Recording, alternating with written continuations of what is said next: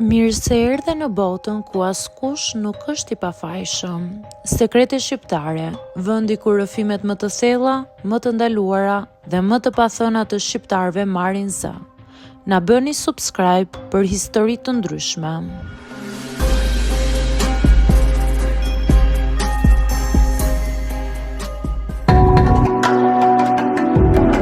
Rrëfimi i fundit që kam bëritur në redaksin tonë. Nuk e mendoja kurrë se martesa do të më lodhte më shumë se çdo punë që kam bërë ndonjëherë. Jo fizikisht, por mendërisht. Kur u martova, të gjithë më thanë se isha me fat. Grua e bukur, e re, e dashur, e përkushtuar, dhe ishte e vërtet. Nusja ime ishte gjithçka që shoqëria do ta quante perfekta. Vetëm se askush nuk më pyeti kurrë si ndjesha unë. Ditët e mia fillojnë herët. Zgjohem para se të zbardh. Punoj gjithë ditën me stresit, përgjegjësive, njerëzve, të cilët presin gjithçka nga unë. Kthehem në shtëpi i shtrydhur me mendjen bosh, me trupin që kërkon vetëm qetësi. Një dush i ngrohtë, një darkë e thjeshtë dhe heshtje. Por në shtëpi më pret diçka tjetër. Nuk është se nusja ime është e keqe, përkundrazi. Ajo më pret gjithmonë e rregulluar, e buzëqeshur, sikur gjithë dita e saj të ketë qenë përgatitje për momentin kur unë do të vi në shtëpi. Dhe pikërisht aty fillon ndjenja e fajit tim. Sepse unë nuk kam energji. Ajo kërkon marrëdhënie, afërsi, jo vetëm fizike, por edhe vëmendje, dëshirë, pasion, çdo natë. Sikur martesa të ishte një provë që duhet kaluar pa mungesa. Sikur dashuria të matej me sa shpesh ndodh diçka në shtrat. Në fillim u përpoqja shumë, i thosha vetes s'është normale, kështu duhet të jetë. Por trupi im filloi të më tradhtoi. Mendja filloi të mbyllet. Nuk kishta fare dëshirë, nuk është se ishte mungesë dashurie. Ishte lodhje e pastër. Ajo e merrte personale. Filloi të më pyes nëse nuk më pëlqente më, nëse kisha dikë tjetër, nëse ishte bërë e mërzitshme për mua. Çdo pyetje e saj ishte një thikë e vogël që më shtyej në ndërgjegje. Mundohem t'i shpjegoj, por si t'i shpjegosh dikujt që nuk ke më fuqi, pa e bërë të ndihet i padëshiruar? Netët u bën të rënda. Ajo kthehej nga ana tjetër e shtratit e heshtur. Unë qëndroja zgjuar, duke parë tavanin, duke menduar nëse isha burr i keq apo thjesht një njeri i lodhur. Në kokën time bëja llogari. Sa orë gjumë kam fjetur, sa probleme kam zgjidhur, sa herë kam buzëqeshur pa e ndier. Fillova ta shmang momentin e gjumit. Ria me gjatë në sallon, shikoja televizor pa e parë vetëm për të vonuar çastin kur do të më duhej të përballesha me pritshmëritë e saj.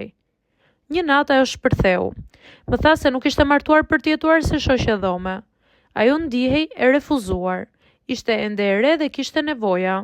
Fjalët e saj nuk ishin të liga, por ishin të rënda, sepse ishin të vërteta në thelb. Unë i thash vetëm një fjali, jam i lodhur, jo nga ti, por nga gjithçka. Ajo i qau dhe unë ndjeva bosh. Që atë natë kuptova diçka që nuk ta mëson askush para martesës. Dashuria nuk mjafton gjithmonë. Nëse dy njerëz nuk janë në të njëjtin ritëm. Nëse njëri kërkon çdo natë dëshmi dhe tjetri kërkon pushim. Nuk e di si do përfundoj kjo historia jonë. Ende jemi bashk, ende përpiqemi, por brenda meje ka një frikë të heshtur që një ditë ajo do të lodhe duke kërkuar dhe unë do të lodhem duke u ndier fajtor. Dhe askush nga jashtë nuk do ta kuptoj kurrë, sepse nga jashtë ne dukemi si çifti perfekt. Rrëfimi i fundit që kam bëritur në redaksin tonë. Nuk e mendoja kurrë se martesa do të më lodhte më shumë se çdo punë që kam bërë ndonjëherë. Jo fizikisht, por mendërisht. Kur u martova, të gjithë më thanë se isha me fat. Grua e bukur, e re, e dashur, e përkushtuar, dhe ishte e vërtet. Nusja ime ishte gjithçka që shoqëria do ta quante perfekta. Vetëm se askush nuk më pyeti kurrë si ndjesha unë. Ditët e mia fillojnë herët. Zgjohem para se të zbardh. Punoj gjithë ditën me stresit, përgjegjësive, njerëzve, të cilët presin gjithçka nga unë. Kthehem në shtëpi i shtrydhur me mendjen bosh, me trupin që kërkon vetëm qetësi. Një dush i ngrohtë, një darkë e thjeshtë dhe heshtje. Por në shtëpi më pret diçka tjetër. Nuk është se nusja ime është e keqe, përkundrazi. Ajo më pret gjithmonë e rregulluar, e buzëqeshur, sikur gjithë dita e saj të ketë qenë përgatitje për momentin kur unë do të vi në shtëpi. Dhe pikërisht aty fillon ndjenja e fajit tim. Sepse unë nuk kam energji. Ajo kërkon marrëdhënie, afërsi, jo vetëm fizike, por edhe vëmendje, dëshirë, pasion, çdo natë. Sikur martesa të ishte një provë që duhet kaluar pa mungesa. Sikur dashuria të matej me sa shpesh ndodh diçka në shtrat. Në fillim u përpoqja shumë, i thosha vetes s'është normale, kështu duhet të jetë. Por trupi im filloi të më tradhtoi. Mendja filloi të mbyllet, nuk kishta fare dëshirë, nuk është se isha mungesë dashurie, ishte lodhje e pastër. Ajo e merrte personale, filloi të më pyes nëse nuk më pëlqente më, nëse kisha dikë tjetër, nëse ishte bërë e mërzitshme për mua. Çdo pyetje e saj ishte një thikë e vogël që më shtyej në ndërgjegje. Mundohem t'i shpjegoj, por si t'i shpjegosh dikujt që nuk ke më fuqi, pa e bërë të ndihet i padëshiruar? Netët u bën të rënda. Ajo kthehej nga ana tjetër e shtratit e heshtur. Unë qëndroja zgjuar, duke parë tavanin, duke menduar nëse isha burr i keq apo thjesht një njeri i lodhur. Në kokën time bëja llogari. Sa urgjum kam fjetur, sa probleme kam zgjidhur, sa herë kam buzëqeshur pa e ndier. Fillova ta shmang momentin e gjumit. Ria me gjatë në sallon, shikoja televizor pa e parë vetëm për të vonuar çastin kur do të më duhej të përballesha me pritshmëritë e saj. Një natë ajo shpërtheu. Më tha se nuk ishte martuar për të jetuar si shoqe dhome. Ajo ndihej e refuzuar. Ishte ende e re dhe kishte nevoja. Fjalët e saj nuk ishin të liga, por ishin të rënda, sepse ishin të vërteta në thelb. Unë i thash vetëm një fjali, jam i lodhur, jo nga ti, por nga gjithçka. Ajo qau dhe unë ndjeva bosh. Që atë natë kuptova diçka që nuk ta mëson askush para martesës. Dashuria nuk mjafton gjithmonë.